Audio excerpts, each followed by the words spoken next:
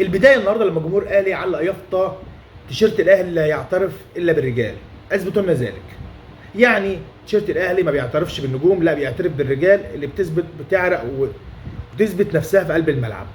دي كانت البدايه. السلام عليكم ورحمه الله وبركاته، عاملين ايه؟ اخباركم ايه؟ وحشتوني. بس قبل اي حاجه، قبل اي كلام، صلوا على النبي في التعليقات، وما تنساش اللايك لاخوك والتعليق المناسب. صلي على النبي، واللي مش مشترك في القناه يشترك في القناه. الاهلي النهارده فاز على سيراميكا 1-0 بجون ولا اروع ولا احلى من تريزيجيه. بس هنرجع للبدايات. البدايه لما سيد عبد الحفيظ امبارح، ما هو بص، اللي احنا شفناه النهارده في الملعب ده هيقول لك ان في حاجه حلوه في النادي الاهلي بتحصل. هتقول لي من الماتش، هقول لك لا، مش من الماتش، من المؤشرات اللي قبل الماتش، من المؤشرات اللي حصلت من امبارح. هنرجع من امبارح، مش من النهارده، مش من الماتش. السيد عبد الحفيظ بعد الاجتماع مع الكابتن الخطيب طلع اجتمع باللعيبه وقال لهم كلمتين. قال لهم ان تيشيرت الاهلي ده ما بيعترفش بالنجوم، واللي شايف نفسه ان ده اخره في الملعب يعتبر نفسه خارج الفرقه. ومش انت اللي تقول، احنا اللي نقول. ويجي النهارده جمهور الاهلي يمسك اللعيبه قبل المباراه سلخ باليافطه، بالكلام، بالشعارات، يعني النهارده قالوا لتريزيجيه كده باللفظ بعد الحركه اللي حصلت امبارح: ارفع ايدك جمهور الاهلي سيدك. بس تريزيجيه محترم، واثبت لي النهارده واثبت للناس كلها ان ده هو تربيه الاهلي، ابن الاهلي. راح لهم وقال لهم بدل ما يقول انا كنت بلعب في الدوري الانجليزي، لا ده انا كنت بلعب في الدوري التركي، انتوا ازاي تغلطوا فيا؟ لا، ده راح اعتذر للجمهور ساعه التسخين وقال لهم انتوا كلكم على راسي من فوق. لا وكمان ربنا كرمه انه جاب جون في الدقيقه 26، جون ولا اروع ولا احلى، جون عالمي بامانه. وراح اعتذر تاني للجمهور. وبعد المباراه، بعد ما خد راجل المباراه، راح اعتذر تالت للجمهور. وبعد ما المباراه خلصت وكله تمام، عمل فيديو على صفحه الاهلي واعتذر للجمهور. ده يثبت لك ايه؟ يثبت لك ان تريزيجيه محترم تربيه النادي الاهلي ومبادئ النادي الاهلي. عارف يعني ايه الجمهور؟ ما هو الجمهور هو رقم واحد، انت جاي عشان خاطر الجمهور. وده اللي اتكلمنا فيه بعد الحركه اللي هو عملها. بس اثبت النهارده ان هو ابن الاهلي، عشان كده ربنا كرمه ودخل جون في الدقيقه 26 وجون عالمي، وجون الفوز اللي على سيراميكا اللي جاب ال3 نقط النهارده، اللي خلانا من مركز ال 15 ولا 16 للمركز دلوقتي المركز العاشر، والفرق بسيط ده لسه. والنهارده رجع الروح للنادي الاهلي والامل للنادي الاهلي، ان النادي الاهلي قادر على المنافسه. تريزيجيه يا ابني، انت جمهور الاهلي بيقول لك احنا قبلنا اعتذارك، والنهارده عجبنا لعبك لما بدات بدل الانانيه وعاوز تثبت نفسك، لا بدات تباصي وتروح وتيجي انت وبن شرقي وبدات تلعب. فيا تريزيجيه ركز في الملعب زي ما انت مركز كده، وجمهور الاهلي هيشيلك فوق راسه وهيشيد بيك. ده جمهور الاهلي. لو لعبت برجوله الاهلي جمهور الاهلي هيشيلك فوق دماغه، ما لعبتش برجوله هياخدك ويديك فوق دماغك. ده جمهور الاهلي رقم واحد في الليله اللي انت فيها كلها. هو اللي خلى تريزيجيه، هو طلع قال لك على صفحه قناه الاهلي في الفيديو اللي عمله ان الاهلي جمهور الاهلي هو اللي عملني، وانا جاي عشان خاطر جمهور الاهلي، وانا احترم جمهور الاهلي، واحنا جمهور الاهلي بنحترمك يا تريزيجيه وبنعزك وعاوزينك تبقى احسن من كده كمان. بن شرقي، في شويه ملاحظات عندي لبن شرقي. بن شرقي النهارده حسيت ان هو مش مركز، بشرط ان هو بيلعب وبيباصي، بس هو مش مركز، وفي بطء في الهجمه، فده كان ملاحظات على بن شرقي. في مشاكل في الاهلي عاوزين نتكلم فيها شويه. هي مش مشاكل فنيه، هي مشاكل نفسيه. يعني النهارده اللي لاحظته ان مفيش ثبات انفعالي عند لعيبه الاهلي. هتقول لي ايه اللي اثبتك كده؟ هقول لك الانذار اللي محمد هاني خده، وكان ناوي زعم على الحكم. هو الحكم ينرفز اصلا، بس زعم على الحكم، وده لازم نشوف له حل. هو الحمد لله دلوقتي رجعنا تاني الطبيب النفسي للاهلي. احنا ما بنقولش الاهلي مجانين، لا، بس رجعنا الطبيب النفسي عشان نشوف مشاكل عدم الثبات الانفعالي.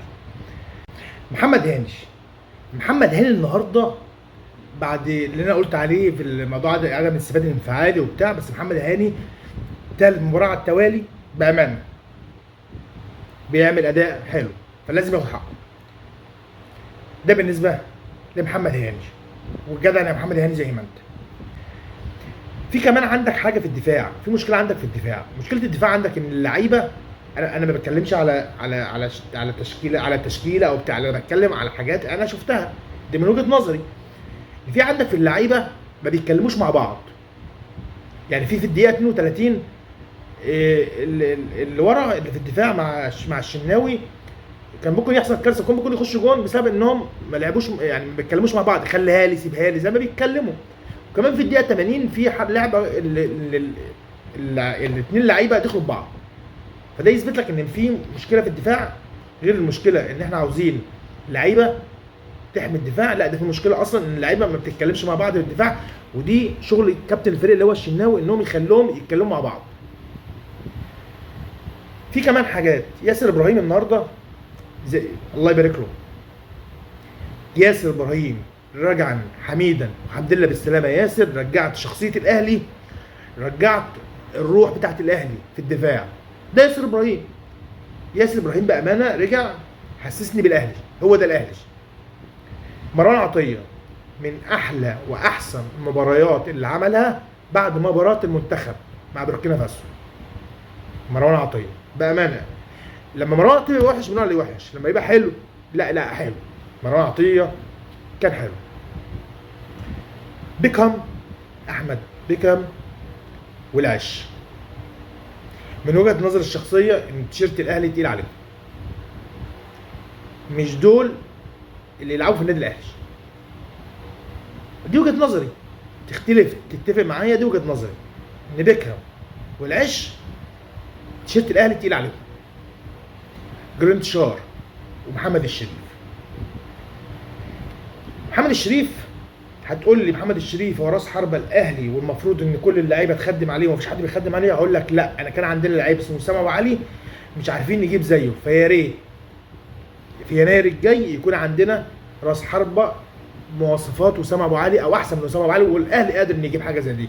يعني الاهلي اللي جاب اسامه ابو علي وكان قبلها كان بيعتمد على لعيب، كان لعيب كان هيجيبه وما جابوش، جابوا اسامه ابو علي وما كانش حد يعرف مين اسامه ابو علي وطلع بالمستوى ده. احنا عاوزين راس حربة بالمستوى ده.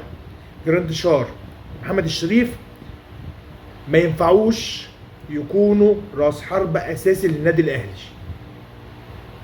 تختلف برضه، بتتفق معايا؟ ده وجهه نظري بالنسبه لجراندشار.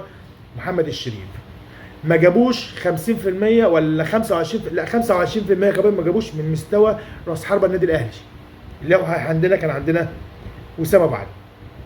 الاهلي محتاج في يناير راس حربة، ده اكيد. باك ليفت، عشان الباك ليفت اللي عندك مصاب. سيرد باك، دول لازم ييجوا في يناير. النهارده الاهلي لعب بروح وكسبنا ومبروك ان احنا كسبنا بس ده لازم ييجوا في يناير. لازم اداره الاهلي لازم تجيب الناس دي في يناير. وكمان عماد النحاس مدرب على دماغي، جاب لنا الدوري السنه اللي فاتت، بس عماد النحاس ما عندوش جديد. فلازم السرعه، بس السرعه بتأني ان انت تجيب لي مدرب يكون بمستوى اللعيبه دي. لازم. ده كان شويه الاخبار والنهارده قلناه. في بقى عتاب، يعني عتاب مني لاداره الاهلي او المسؤول في ملف الكوره للنادي الاهلي، هو الكابتن الخطيب عمر السلية ابو ليلى. ليه مشيته؟ عمر السلية عامل اداء في سيراميكا ولا اروع ولا احلى، وعامل كابتن فريق فعلا، واقف في الملعب كابتن فريق. فلو ينفع نرجع عمر السلية تاني يا ريت نرجعه في يناير. عمر السلية من كباتن النادي الاهلي وجمهور الاهلي بيحبه، واحنا شايفين مستواه في سيراميكا عامل ازاي. فيا ريت لو نعرف نرجعه. ده كان عتابي لاداره الاهلي، ويا ريت ابو ليلى يرجع تاني، ما هو ابن من ابناء النادي الاهلي. في بقى مشكله حصلت النهارده في النادي الاهلي، في نادي الزمالك. هتقول لي يا عم انت النهارده الماتش بتاع الاهلي ما تتكلمش على الزمالك. هقول لك لا، هي مشكله بسيطه خالص، واحتمال لخامس سادس سبع 10 مره واقف القيد في نادي الزمالك. شيكابنزا لعب ماتشين ودخل جون وهو ضاير وشه، وجماهير الاهلي جماهير الزمالك بتصل بيه. الفريق البرتغالي فلوسه لغايه دلوقتي ما راحتلوش. فشيكابنزا والفريق البرتغالي ادى مهله 3 اسابيع للنادي، النادي قال له حاضر سيب لي كمان فرصه، اداله 72 ساعه، ال 72 ساعه خلصوا. فقرر الفريق البرتغالي انه يقدم شكوى للفيفا في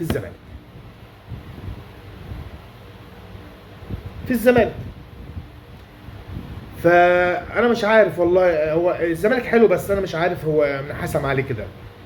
ودي كانت النهارده شويه حاجات، وانا فرحان ان الاهلي بدا يرجع لمستواه، بدا اطار الاهلي يمشي تاني، هو ماشي بطيء بس هيمشي تاني. والماتش الجاي مع الزمالك وكلنا عارفين ان ماتش الزمالك ما فيهوش توقعات. الزمالك وحش تلاقي بقى احلى في الماتش ده، الاهلي وحش تلاقي هو اللي بيكسب في الماتش ده. فماتش الزمالك ملوش متوقعات، بس انا عندي امل ومتفائل ان الاهلي هيعمل ماتش حلو يوم مباراه القمه يوم 29. فيا رب يا رب نبدا نشوف روح الاهلي اللي الجمهور النهارده عملها فيهم، والساده حافظين امبارح وكابتن الخطيب. كابتن الخطيب النهارده كان في حاجه حب من اعضاء من الهيئه من اعضاء الجمعيه العموميه، وعلى الوقت النهارده يا ريت الكابتن الخطيب يسمع كلامه، ويا ريت كلنا ندعم الاداره وندعم اللعيبه. وانا كنت النهارده عملت رساله الصبح، بوست في رساله، والحمد لله ان جمهور الاهلي كان واقف النهارده دار اللعيبه. وفي لقطه انا عمري ما شفتها، بقالي كتير ما شفتهاش، لما الجمهور الاهلي 90 دقيقه تشجيع. هو ده جمهور الاهلي، اعظم جمهور موجود في العالم، اللي انا بتشرف ان اكون واحد منهم. انتهت حلقتنا، ويا رب يكون عجبتكم، ولو عجبتك يا ريت ما تنساش اللايك والتعليق وتصلي على النبي في التعليقات، ولو مش مشترك في القناه اشترك في القناه، واقول لكم سلام.